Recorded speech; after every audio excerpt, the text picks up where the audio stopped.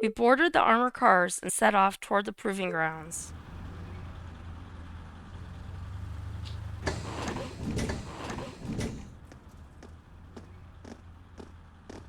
Cool.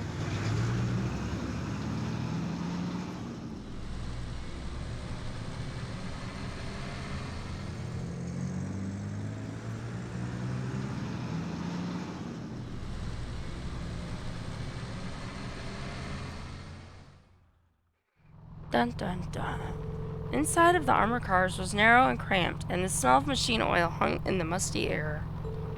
The cars shook and rattled over the uneven ground, tumbling us around like an iron coffin on wheels.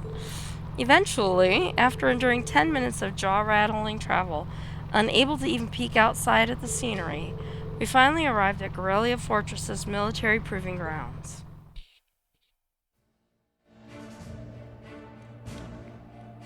You shall not pass.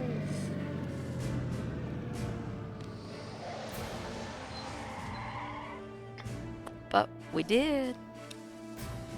Garrelia Fortress Annex, military training ground. It's a lot of tanks out there.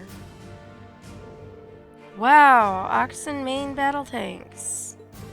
There are plenty of older model tanks out there too. It even looks like they have airships here. Oh yeah, like the ones we saw in Nord. Welcome. Oh.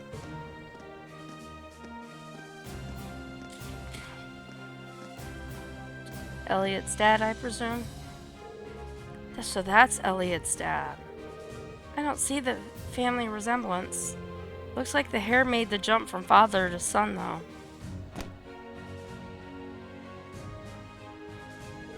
Reporting, Lieutenant General. Very good, Nyhart. And Instructor Valentine, I believe. Pleased to meet you. It's an honor to make your acquaintance, Lieutenant General Craig. Allow me to extend my deepest thanks for agreeing to cooperate with us for the Academy's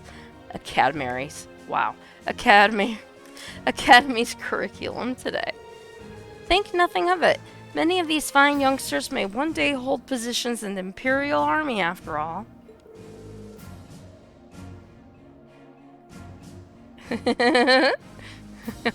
Oh, Mitch. Oh, boy. Besides, I owe a lot to old General Van Dyke. These must be... What a piercing stare. So this is Craig the Red, also a sea name. Elliot, my boy, it's so good to see you again. Huh? What? Oh, Hugs, it must be half a year now since I last saw you. How have you been? There's a sharp-looking uniform you've got, too. I've seen the photos, but it looks even better on you in person, if only he was actually wearing it. Dad, come on. You still got a long way to go if you want to put on some real muscle. There's a part of me that hopes you'll stay my little cherub forever. But you're a man of Erebbonia, and the men of the Empire must be strong, stout, and ready for action.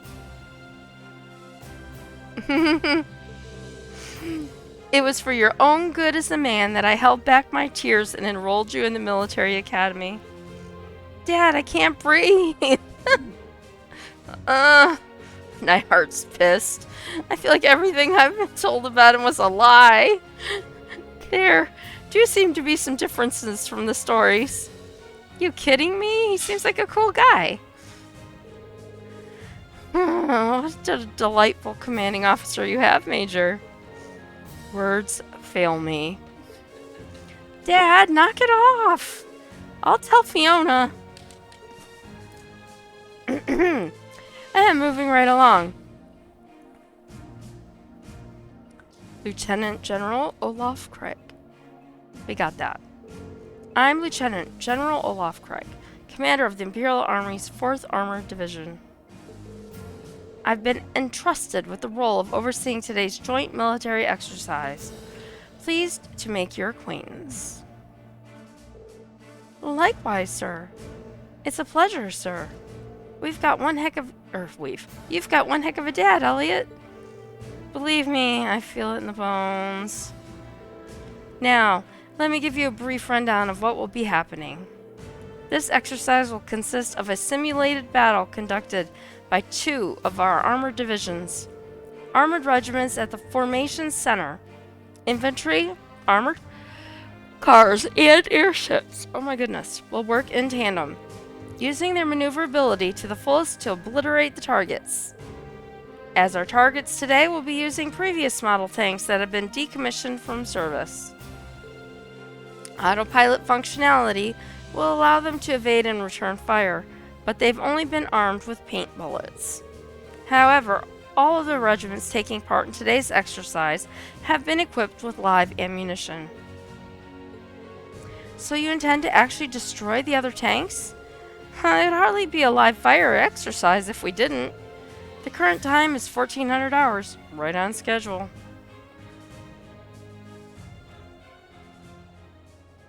And standing right in the middle of the field with all the tanks doesn't seem like a very good idea. We'll now begin today's joint military exercise. Armored Divisions 4 and 5 commence combat operations. Glory to the Empire and the Imperial Army. Begin. Yes, sir. 5th Armored Division, Armored Regiment will advance first. Armored Car Regiment and Infantry Regiment follow their lead.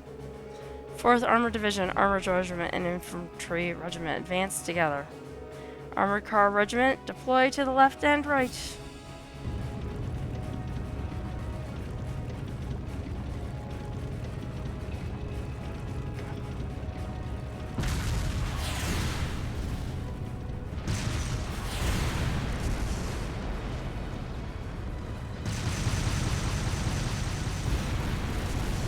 Wow, my controller is going crazy right now with all the firing. Here's the airship. Boom. One-shot tank, baby.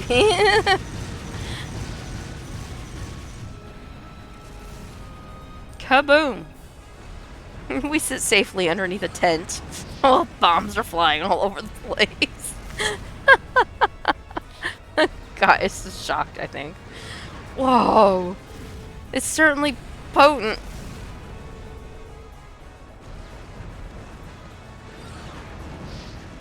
So this is the kind of firepower it takes to fight a modern war. You said those tanks are called Oxens?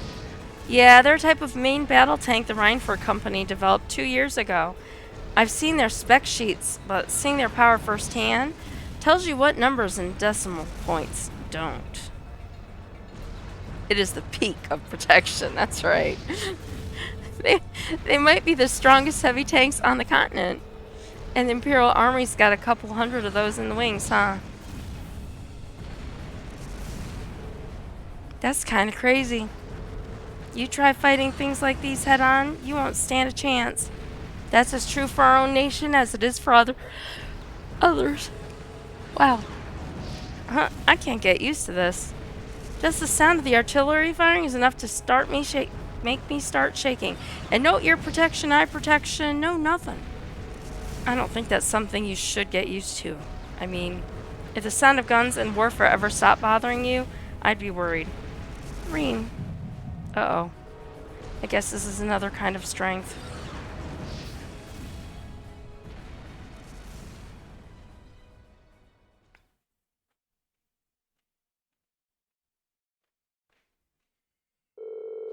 Thus, the military exercise came to an end. The 4th Armored Division, led by Lieutenant General Craig, withdrew to an encampment near the fortress. Meanwhile, we returned to the fortress where Major Neihart outlined the results of the training exercise. After that, all hell broke loose.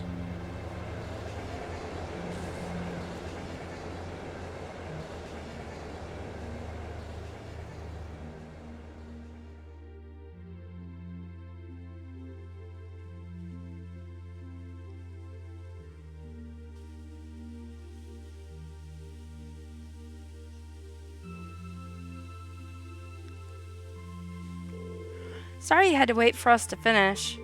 Don't worry about it. We're the guests here after all. Thanks for your consideration. At the very least, I'd say dinner's a million times better than lunch was. I mean, it's hashed beef day. Aha! That's an Imperial Army tradition, isn't it? Ooh, just the smell's making me hungry. Oh yeah, where'd your instructor go? She's a real looker. I was hoping to get a chance to talk to her. Ooh, he wants to hit on Sarah, huh? She went to see the Fortress Commander with Instructor Neihart. She did ask us to eat without her tonight. Alright, well, if she's with Major Neihart, it's hard to compete with those guys from the 4th Armored Division. It'd be enough if they just had Craig the Red, but they've got the Major too, and he's kinda scary. Huh. Like a division of muscle men. Anyway, we shouldn't keep you tied up any longer. Your hashed beef's gonna go cold. See you tomorrow, guys. Or will you? Well, looks like they at least ate their food. Wow, it's actually delicious. It's like night and day compared to what we had for lunch. Thank you for the heart, Steve.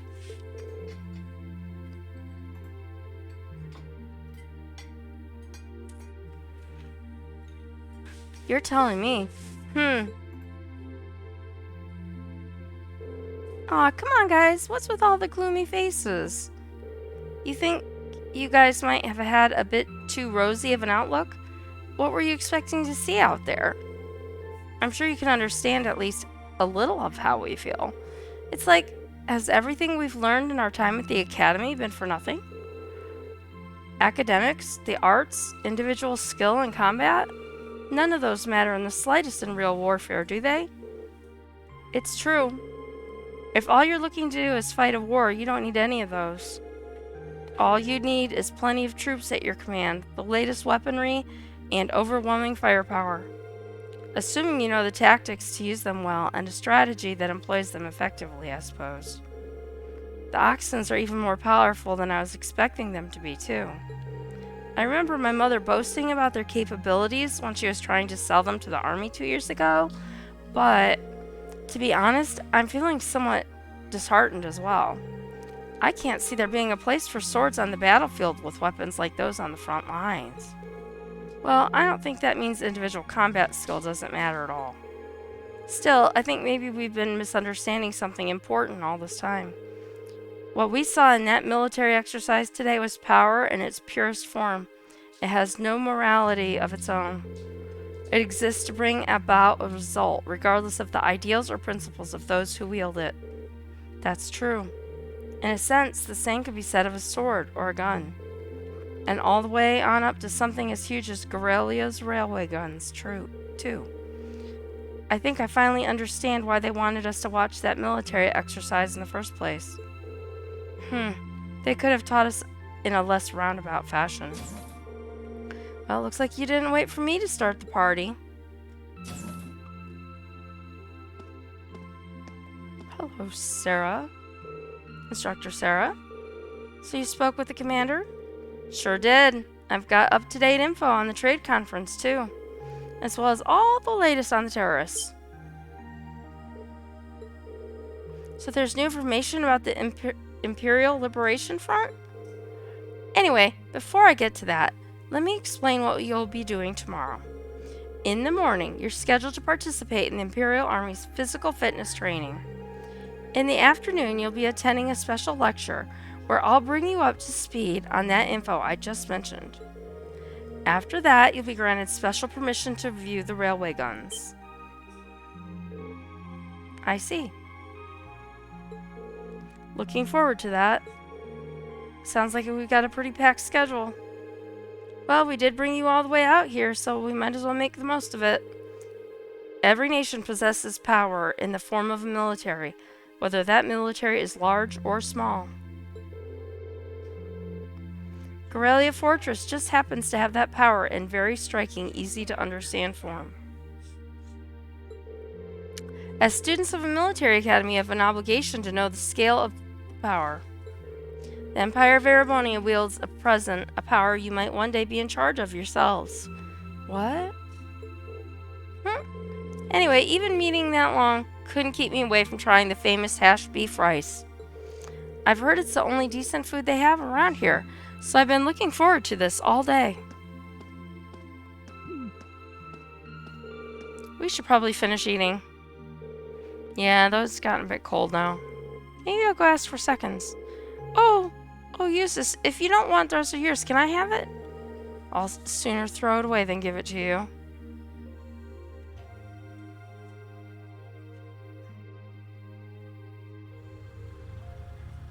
And here's the fortress and all the searchlights going on.